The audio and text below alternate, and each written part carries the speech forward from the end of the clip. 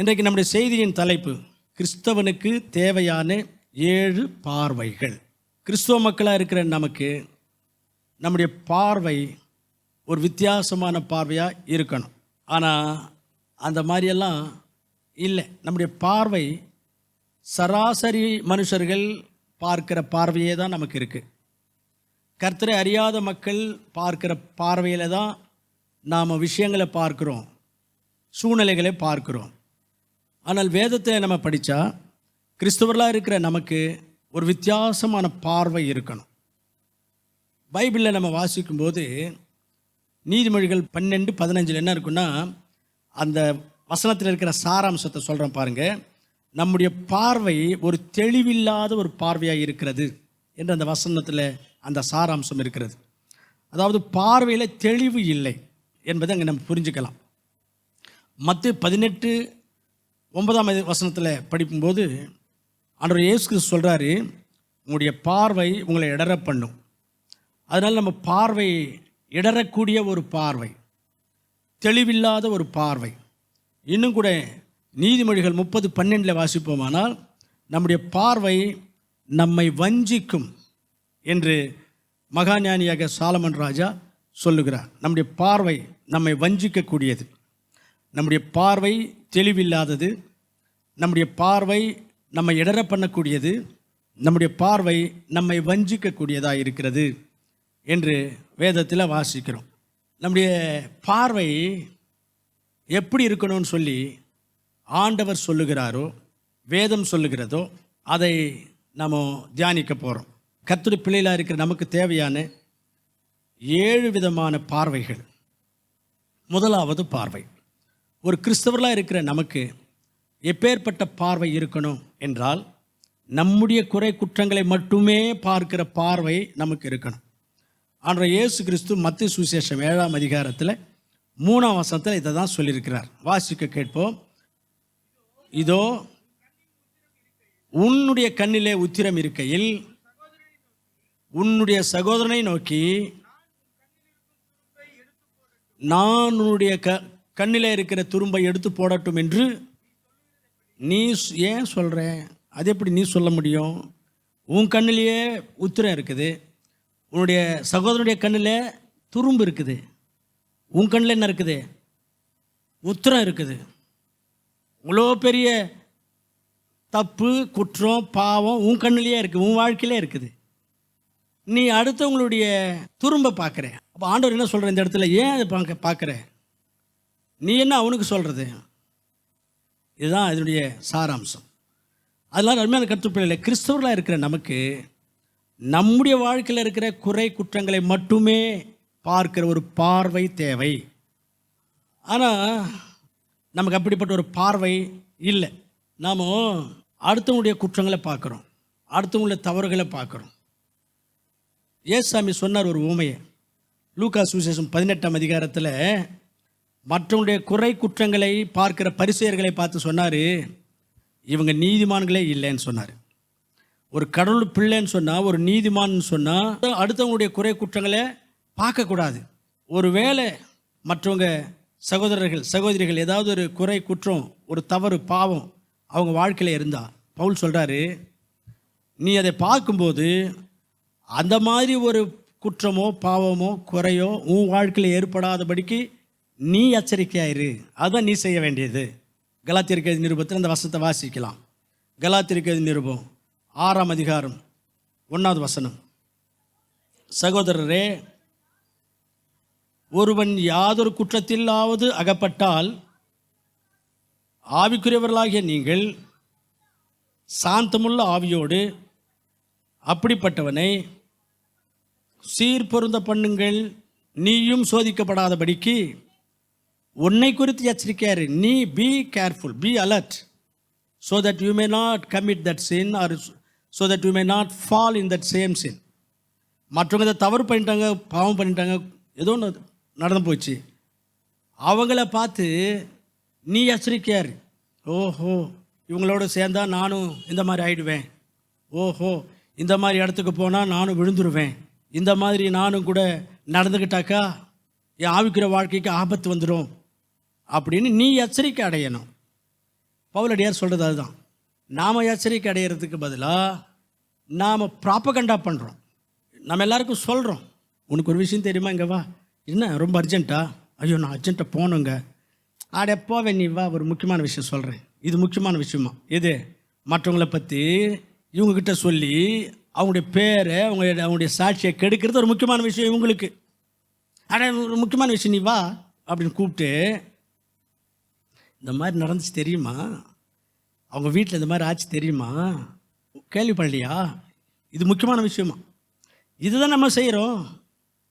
Bible என்ன சொல்லுது, நீ ஜாக்கிரதையாரு, நீ அதே தவறு, அதே தப்பு, அதே பாவம் உங்கள் வாழ்க்கையிலே நடக்கக்கூடாது, நீ எச்சரிக்கையாருன்னு பைபிள் சொன்னால் அந்த எச்சரிப்பெல்லாம் நமக்கு இல்லை. மற்றவங்களுக்கு சொல்கிறதுல அவ்வளோ இன்ட்ரெஸ்டிங்காக இருக்கிறோம். அருமையான கற்றுப்பிள்ளையில் நம்ம ஒன்று யோசிக்கணும். ஒருத்தர் தப்பு பண்ணிட்டாங்க, ஒருத்தர் ஒரு பேசக்கூடாது பேசிட்டாங்க, இன்னொருத்தர் எடுக்கக்கூடாது ஒரு முடிவு எடுத்து அதை ஏதோ ஒரு விஷயத்தில் வேறு விதமாக நடந்துட்டாங்க. அது எப்படி அவங்க மெசேஜ் கொடுக்குறவங்களாச்சு, அவங்க அப்போதுலேருந்தே சர்ச்சு வர அந்த அளவுக்கு அவங்களுக்கு தெரியாதா? அப்படிலாம் யோசிக்கக்கூடாது. எந்த சூழ்நிலையில் ஒரு வேளை அவங்க அந்த மாதிரி நடந்துக்கிட்டாங்களோ தெரியலையே, எந்த சூழ்நிலையில் அவங்க அந்த மாதிரி முடிவெடுத்தாங்களோ தெரியலையே, எந்த சூழ்நிலையில் அந்த தப்பு அவங்க வாழ்க்கையில் நடந்திருக்குமோ தெரியலையே. ஒருவேளை அந்த இடத்துல அந்த சூழ்நிலையில் நான் இருந்திருந்தா நான் என்ன பண்ணியிருப்பேன், ஒருவேளை நான் கூட அது மாதிரி தான் பண்ணியிருப்பேன். அப்படி யோசிக்கணுமே ஒழிய, ஆஹா எத்தனை நாளாக சர்ச்சுக்கு வர்றாங்க, சண்டே கிளாஸ் டீச்சராமே, பிரான்ச் சர்ச்சில் மெசேஜ் கொடுக்குறவங்களாமே, அவங்க ஏன் அது மாதிரி, அது எப்படி அவங்க அதை மாதிரி நடக்க முடியும், அது எப்படி அவங்க அந்த மாதிரி தப்பு பண்ண முடியும், அப்படியெல்லாம் விமர்சனம் பண்ணுறோம். அருமையான கற்றுப்பிள்ளைகளே, அது நல்ல பார்வை அல்ல, அது நல்ல இருதயம் அல்ல. தாவீது ராஜாவை குறித்து பைபிளில் வாசிக்கும் பொழுது அவர் ஆண்டவர் எடுத்து ஜெபம் பண்ணுறாரு, ஆண்டவரே உமக்கு துக்கத்தை உண்டாக்கக்கூடிய காரியங்கள் எனக்குள்ளே என்ன இருக்குதுன்னு பார்த்து அதை எடுத்து போடுங்கப்பான்னு ஜெபம் பண்ணுறாரு.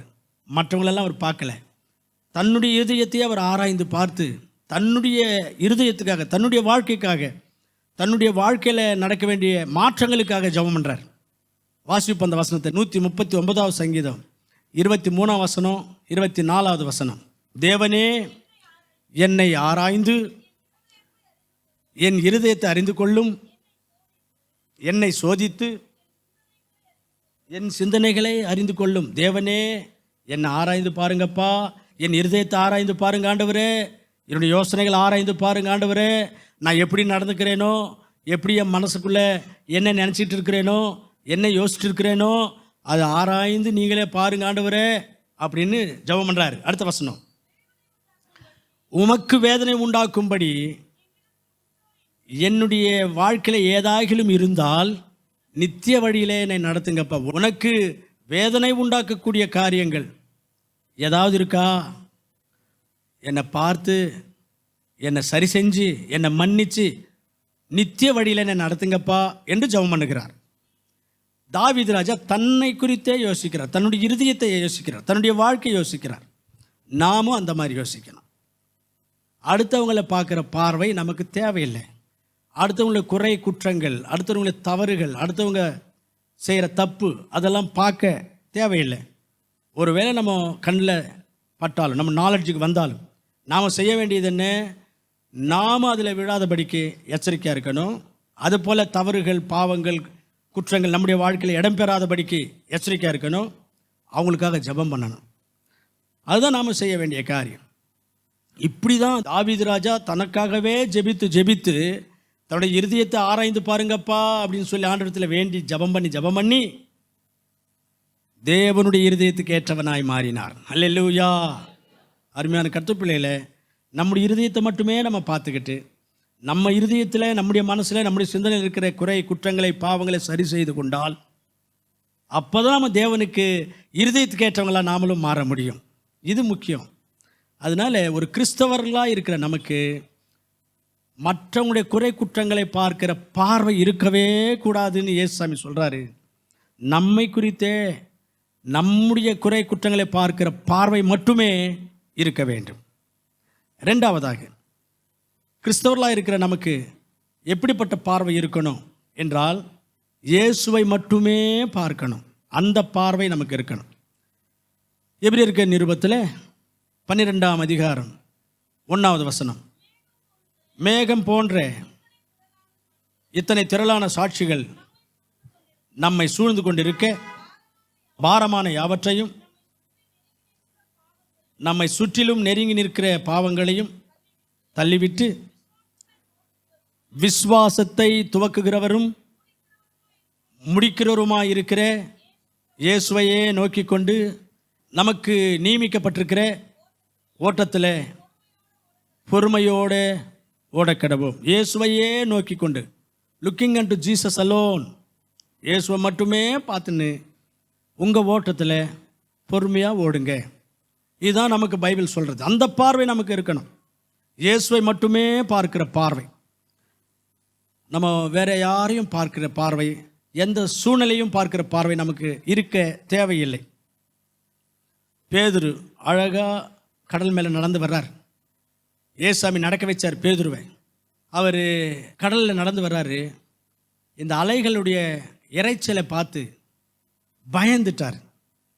பயந்துட்டு அந்த சூழ்நிலையில் ஐயோ முழுகிடுவோமோ அப்படின்னு யோசித்து முழுகிட்டார். சூழ்நிலையை பார்த்தார். மத்தேயு சுவிசேஷம் 14ஆம் அதிகாரத்தில் 30வது வசனத்தில் நாம் அதை வாசிக்கிறோம். பேதுரு சூழ்நிலைகளை பார்க்கிறார். நம்ம சூழ்நிலையில் பார்க்கக்கூடாது, இயேசுவை பார்க்கணும். அது எந்த சூழ்நிலையாக இருந்தாலும் எல்லா சூழ்நிலைகளையும் தன்னுடைய கட்டுப்பாட்டில் வைத்திருக்கிற இயேசு நமக்கு இருக்கிறார். நம்ம சூழ்நிலையில் எப்படி மாறினாலும், எப்பேற்பட்ட கஷ்ட சூழ்நிலைகள், பிரச்சனைகள் நிறைந்த சூழ்நிலைகள் நம்ம சந்தித்தாலும், எல்லா சூழ்நிலைகளையும் தன்னுடைய கட்டுப்பாட்டில் வைத்து இயக்குகிற இயேசுவை பார்த்தால் போதும், அந்த சூழ்நிலை ஆண்டவர் மாற்றிடுவார். நமக்கு ஒரு கஷ்டம் பிரச்சனை வரும்போது அந்த பிரச்சனையை கஷ்டத்தையே பார்க்குறோமே ஒழிய, அதுக்கு பின்னாடி எல்லா சூழ்நிலைகளையும் தீர்த்து வைக்கக்கூடியவர், சால்வ் செய்யக்கூடியவராகிய இயேசுவை பார்க்கிற பார்வை நமக்கு இல்லாமல் இருக்குது. பேதுருவுக்கும் கூட அதுதான் பிரச்சனை. சூழ்நிலையை பார்த்து முடுகிட்டார். இன்னும் கூட பைபிளில் நம்ம பார்க்கும் பொழுது இயேசுவையே பார்க்கறதுக்கு பதிலாக டெம்பரரி வேர்ல்ட்லி ப்ளஷர்ஸ், அதாவது அநித்தியமான காரியங்களை பார்க்கிற பார்வை நமக்கு இருக்கக்கூடாது. அநித்தியமான காரியங்களை பார்க்கிற பார்வை அநேகருக்கு இருக்குது.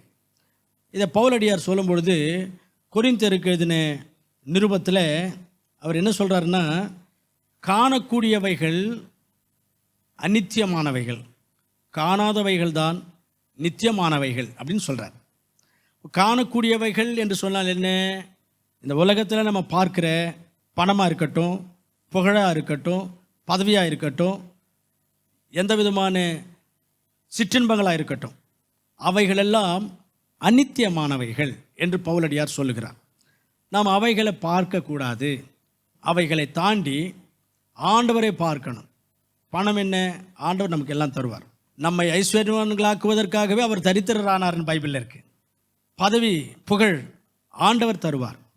ஆபிரகாமை அழைக்கிற பொழுது ஆண்டவர் சொல்லுகிறார், உன்னை நான் பெரிய ஜாதி ஆக்குவேன், உன் பேரை நான் பெருமைப்படுத்துவேன் சொன்னார்.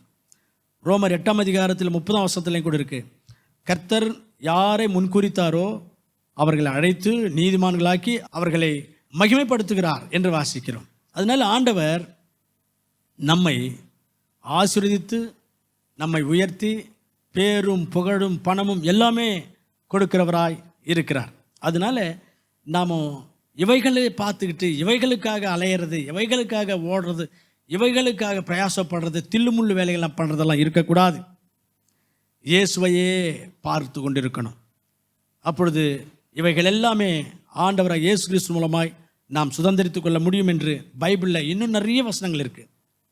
அது மட்டுமல்ல, லூக்கா சுவிசேஷம் 18ஆம் அதிகாரத்தில் 10-14 வரைக்கும் பார்த்தது போல் மற்றவங்களுடைய குறை குற்றங்களை பார்க்குறவங்களாக இருக்கிறோம். ப்ராக்டிக்கலாக இதுதான். சூழ்நிலைகளை பார்க்குறோம், உலக காரியங்களை பார்க்குறோம், மற்றவங்களை பார்க்குறோம். இப்படிப்பட்ட பார்வை நமக்கு இருக்கக்கூடாது. இயேசுவை மட்டுமே பார்க்கிறவர்களாய் நாம் இருக்க வேண்டும். இயேசுவை மட்டுமே பார்த்து நடந்தவங்க நிறைய பேர் இருக்கிறாங்க பைபிளில். அதில் தாவீது ஒரு உதாரணமாக உங்களுக்கு நான் சொல்ல விருப்பப்படுகிறேன். அவர் என்ன சொல்கிறாரு? ஆண்டவரையே நான் எனக்கு முன்பாக வைத்து கொண்டு வாழ்ந்து கொண்டிருக்கிறேன், நான் அசைக்கப்பட மாட்டேன் அப்படின்றார். அல்லேலூயா. சங்கீத புஸ்தகத்தில் இருக்கிற அந்த வசனத்தை நம்ம வாசிக்கலாம். சங்கீதம் 16:8. கர்த்தரை எப்பொழுதும் எனக்கு முன்பாக வைத்திருக்கிறேன், அவர் எனது வலது பார்சத்தில் இருக்கிறபடியினால் நான் அசைக்கப்படுவதில்லை. கர்த்தரையே எனக்கு முன்பாக வைத்து கொண்டிருக்கிறேன், நான் அசைக்கப்படுவதில்லை. எந்த சாத்தானாக இருக்கட்டும், எப்பேற்பட்ட கஷ்டமான சூழ்நிலைகளாக இருக்கட்டும், எப்பேற்பட்ட வேதனைகளோ துன்பங்களோ பாடுகளோ பிரச்சனைகளோ என்னை அசைக்க முடியாது. ஆண்டவரையே எனக்கு முன்பாக வைத்து கொண்டிருக்கிறேன் என்று சொல்லுகிறார். அருமையான கர்த்தப்பிள்ளைகளே, நம்ம ஆண்டவரை மட்டுமே பார்த்து கொண்டு போய் கொண்டிருந்தால் உலகத்தில் உபத்திரவங்கள் இருக்கும். எல்லாவற்றிலேயும் கர்த்தர் நமக்கு துணையாக இருந்து நம்மை விடுவிப்பார். அதன் மத்தியில் அற்புதங்களை செய்வார், ஆசீர்வாதங்களையும் தருவார். அதனால் கர்த்தரை மட்டுமே நமக்கு முன்பாக வைத்து கொண்டு கர்த்தரையே நோக்கி கொண்டு பொறுமையாய் வாழணுமே ஒழிய சூழ்நிலைகளை பார்க்கக்கூடாது, அநித்தியமான உலக விஷயங்களை பார்க்கக்கூடாது, மற்றவங்களுடைய குறை குற்றங்களை பார்க்கக்கூடாது. இயேசுவை மட்டுமே பார்க்கணும். இயேசுவை மட்டுமே பார்க்குறவங்க எந்த வகையிலேயும் அசைக்கப்பட மாட்டாங்க. இன்னொரு வசனத்திலும் தாவீது என்ன சொல்கிறார் என்று பார்த்தா, அந்த வசனத்தையும் வாசிக்கலாம் பாருங்கள். சங்கீத புஸ்தகத்தில் 25ஆம் சங்கீதத்தில் 15வது வசனம். என் கண்கள் எப்பொழுதும் கர்த்தரை நோக்கி கொண்டிருக்கிறது, அவரே என் கால்களை சாத்தான் விரிக்கிற வலைகளில் நான் விழாதபடிக்கு ஆண்டவர் என்னை அந்த வலைகளிலிருந்து விலக்கி என்னை வழி நடத்தி கொண்டிருக்கிறார். காரணம், அவரையே நான் நோக்கி கொண்டிருக்கிறேன் அப்படின்னு சொல்கிறார். ஆண்டவரையே நோக்கி நடக்கிறவங்கள பிசாசானவன் எந்த வலையிலேயும் சிக்க வைக்க பிசாசினால் முடியாது. கர்த்தர் அதிலிருந்து காப்பாற்றுவார். அதனால அருமையான கர்த்தப்பிள்ளைகளே, இயேசுவையே நோக்கி கொண்டு வாழ்வோமானால் பிசாசுடைய வஞ்சனைகளுக்கும் வலைகளுக்கும் நாம் இடம் கொடுக்க மாட்டோம், அதில் நாம் விட மாட்டோம். அசைக்கப்படாதவர்களாக உறுதியுள்ளவர்களாக பக்தி வாழ்க்கையில் ஜீவிப்போம். அதனால் இயேசுவையே பார்க்கணும். இன்றைக்கி நிறைய பேர் கிறிஸ்தவங்களுக்கு ஒரு பிரச்சனை என்னென்னா, கடவுளை பார்க்குறத விட மனுஷாலங்களை பார்க்குறாங்க. சர்ச்சில் யாராகிலும் ஏதாகிலும் அவங்களுக்கு எதனா ஒரு பிரச்சனையாக பேசிட்டாங்க, எதனா செய்துட்டாங்க, ஒருவேளை புரிஞ்சிக்காமலோ மனசு வேதனை உண்டாக்கிட்டாங்க என்றால் அதை பெருசாக்குறாங்க. அதை அந்த இடத்துல ரொம்ப ரோசக்காரங்களாக மாறிடுறாங்க. சர்ச்சுக்கே வராமல் நின்று போயிடுறாங்க. அவங்க வர்றதுனால நான் வரமாட்டேன் அப்படின்ற அந்த இடத்துக்கு வந்துடுறாங்க. இது பிசாசு விரிக்கிற வலை. கர்த்தர் உங்களை மன்னிக்கிறாரு, நீங்கள் அவங்கள மன்னிச்சா என்ன? கர்த்தர் போகட்டும் அப்படின்னு உங்களை விட்டு கொடுக்குறாரு, நீங்கள் அவங்கள மன்னித்து விட்டு கொடுத்தா என்ன? அதுதானே பெரிய மனசு, அதுதானே உன்னுடைய வளர்ச்சியை காண்பிக்கக்கூடிய ஒரு கிரியை.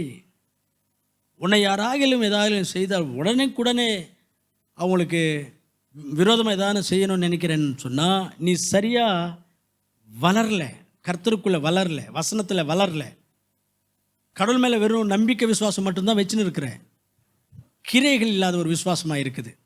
தன் சகோதரனை பகைக்கிறவன் கொலைகாரன். அதெல்லாம் யோசிக்கிறோமா? யோசிக்க மாட்டேன்றோம். ஆண்டவரையே பார்க்குறவங்க இதெல்லாம் பார்க்க மாட்டாங்க. சரி பரவாயில்ல, போட்டோம், மன்னிச்சிடுவோம், மறந்துடுவோம், விட்டுருவோம். இதை ஒரு பிரச்சனை ஆக்குறது என்னத்துக்கு? சபையில் ஒரு சலசலப்பு வரக்கூடாது. நம்ம மூலமாக நமக்குள்ளே இந்த மாதிரி கசப்புகள், வைராக்கியங்கள், பகைகள் வச்சுக்கிட்டா நாம் எப்படி கடவுளை ஆராதிக்க முடியும்? எப்படி அப்பம் திராட்சத்தில் பங்கு பெற முடியும் என்பதெல்லாம் நீங்கள் யோசிக்கணும். உங்களை கஷ்டப்படுத்துகிறவங்க, வேதனைப்படுத்துகிறவங்க, துக்கப்படுத்துகிறவங்க திருச்சபையில் யாராகிலும் இருந்தாலும் கூட இயேசுவை பாருங்கள். அந்த இடத்துல அதுவும் இருக்கும். அந்த எபிரேயர் நிருபம் 12ஆம் அதிகாரம் அந்த கீழே அடுத்த வசனத்தில் இயேசு தமக்கு முன்பு வைத்திருந்த அவமானங்களை சகித்தார், சிலுவையை சகித்தார், சிங்காசனத்தில் உட்கார்ந்திருக்கிறார்.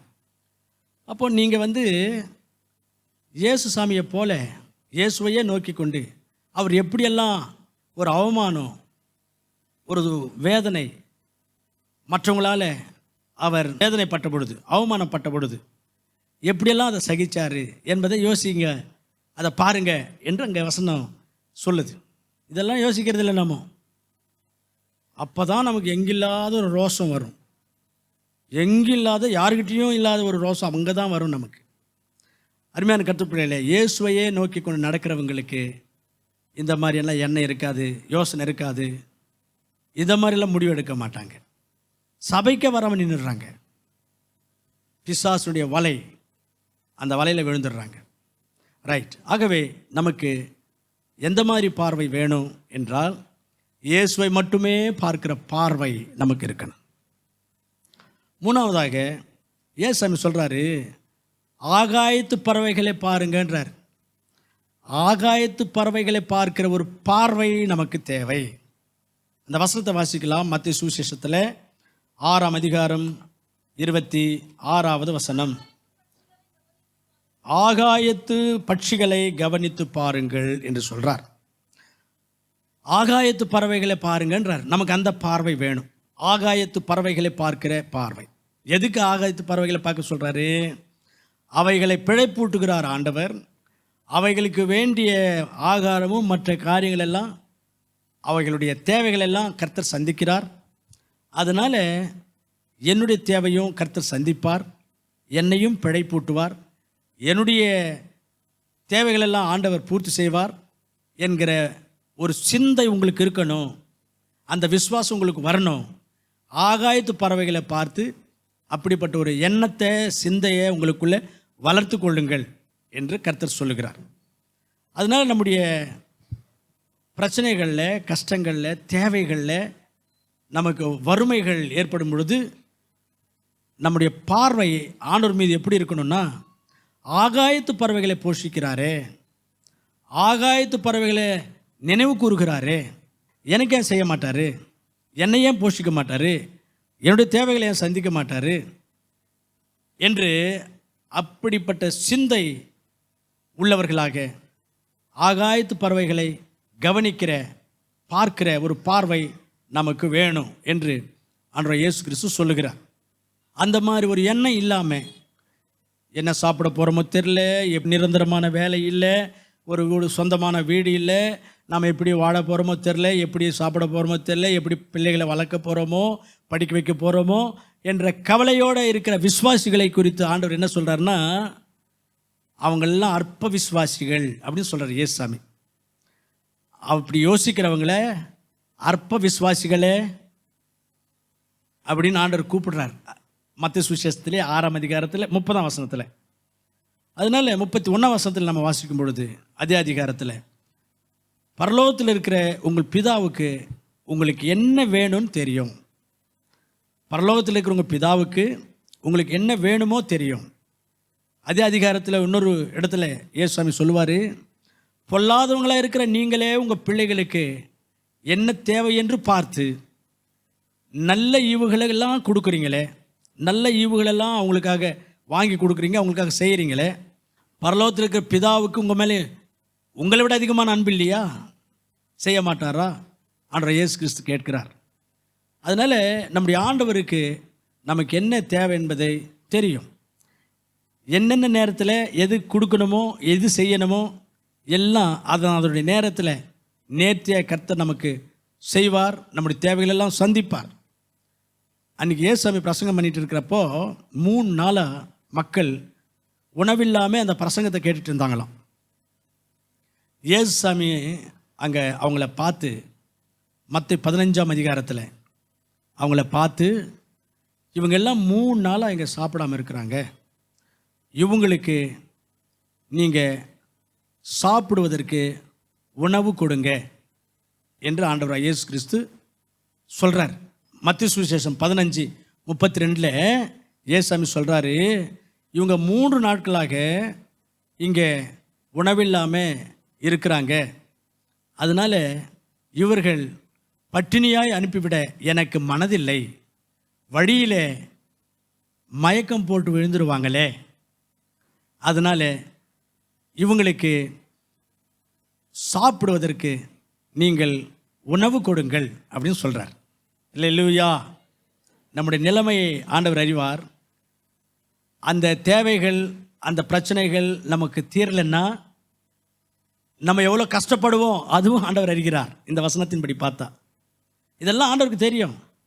அதனால் அவராக பார்த்து நமக்கு என்னென்ன செய்யணுமோ எல்லாம் செய்வார்.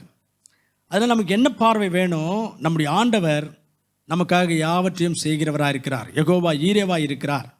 காகங்களை பட்சிகளை போஷிக்கிற தேவன் என்னையும் போஷிப்பார், என்னையும் வாழ வைப்பார், என்னுடைய தேவைகளையும் சந்திப்பார். எனக்கு என்னென்ன செய்யணுமோ அதனுடைய நேரத்தில் கரெக்டாக சரியாக செய்திருவார் என்ற ஒரு பார்வை நமக்கு இருக்கணும். அதுக்காக தான் ஏசுசாமி அங்கே சொல்கிறாரு, ஆகாயத்து பட்சிகளை பாருங்கள் என்று. இப்போ ஆகாயத்து பட்சிகளை பார்க்கிற ஒரு பார்வை நமக்கு இருக்கணும். ஒரு டைலர் சொன்னார், ரொம்ப வறுமையில் இருக்கிறாரு, கஷ்டத்தில் இருக்கிறார், சாப்பாட்டுக்கே கஷ்டப்படுறார். அவர் என்ன சொன்னார், நான் காலு கொஞ்சம் அகலமாக வச்சுட்டேன், அதனால் விழுந்துட்டேன் அப்படின்னாரு. என்ன சொன்னார்? காலு கொஞ்சம் அகலமாக வச்சுட்டேன், அதனால் விழுந்துட்டேன்னாரு. நான் கேட்டேன், ஐயோ என்ன அடிக்கடி பட்டிச்சாங்க அப்படின்னு கேட்டேன். அட நீ வேற சார், நான் சொன்ன அர்த்தமே வேற சார் அப்படின்னார். என்ன அர்த்தம் கொஞ்சம் விளக்கமாக சொல்லுப்பா அப்படின்னா, எனக்கு வர்ற வரவை விட செலவு நல்லா பண்ணிட்டேன். எனக்கு வர்ற வருமானத்தை விட, சம்பாத்தியத்தை விட செலவு நிறைய பண்ணிட்டேன்னா இப்போ கடன்காரனாக விழுந்து கிடக்கிறேன், கடனில் விழுந்துட்டேன்றாரு. அதுதான் அவர் சொல்கிற அர்த்தம். அது மாதிரி உங்களுக்குள்ளே கூட யாருன்னா இருக்கலாம். உங்களுக்குள்ளேயும் கூட வருமானத்தை விட அதிகமாக செலவு பண்ணி கடன்காரங்களாக மாறி கடனில் விழுந்துட்டு இருந்தால், வறுமையில், கஷ்டத்தில், பிரச்சனைகளில் இருந்தால் பயப்படாதீங்க, கர்த்தர் அந்த கடனை தீர்த்து வச்சுருவாருன்னு நான் சொல்லலை, அப்படி சொல்ல மாட்டேன். எந்த இடத்துல ஆடம்பரமாக செலவு பண்ணுறதுக்காக, பெருமையாக செலவு பண்ணுறதுக்காக நீ கடன் வாங்கினியோ அதை யோசித்து கடவுள்கிட்ட மன்னிப்பு கேளு, ஆண்டுகிட்ட மன்னிப்பு கேட்டு மனம் திரும்பு.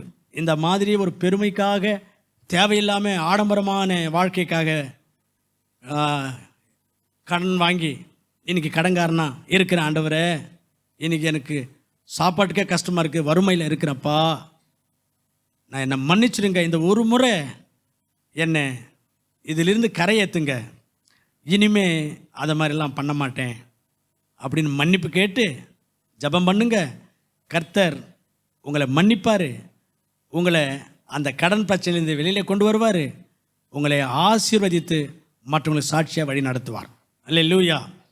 இப்படியெல்லாம் அருமையான கற்றுப்பிள்ளைகள் நம்முடைய வாழ்க்கையில் எந்த காரணத்தினாலாகிலும் வறுமையில், கஷ்டத்தில், தேவைகளில், பிரச்சனைகளில் இருந்தால் கர்த்தர் இருக்கிறார்.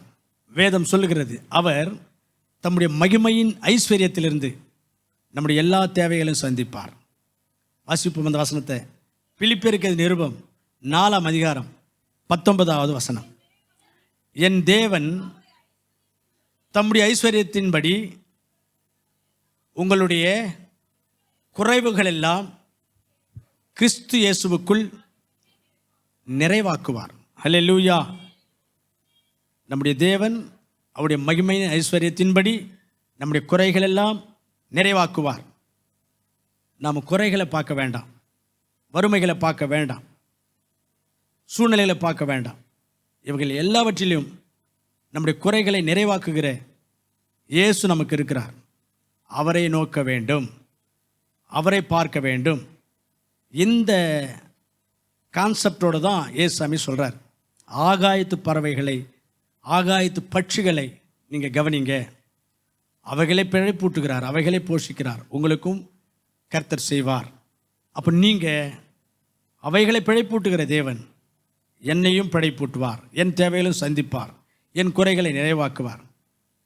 என்னென்ன நேரத்தில் என்னென்ன செய்யணுமோ அவருக்கு தெரியும், எல்லாவற்றையும் ஏற்ற நேரத்தில் எனக்கு செய்வார் என்கிற விசுவாசத்தோடு நாம் ஜீவிப்போமாக. அவர் யெகோவா ஈரேவாக இருப்பார். அவருடைய நாமம் மகிமைப்படும்படி கர்த்தர் மகிமையான காரியங்கள் நம்முடைய வாழ்க்கையில் செய்வார். நாம் ஆண்டவரை மகிமைப்படுத்துவோம், விசுவாசத்தில் பலப்படுவோமாக.